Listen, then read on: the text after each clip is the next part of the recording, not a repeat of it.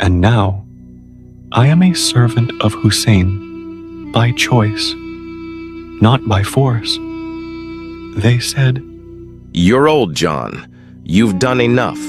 Go. You're not obligated." But how could I leave when the son of Zara stood surrounded, when the children cried of thirst, and the sky prepared to rain arrows? I said to my master, "Ya Aba Abdillah, in times of ease, I shared your food. In your hardship, how could I abandon you? I fought not for name, nor tribe, nor color. I fought for truth, for loyalty, for Hussein. In Karbala, I found my freedom again, not through escape, but through sacrifice.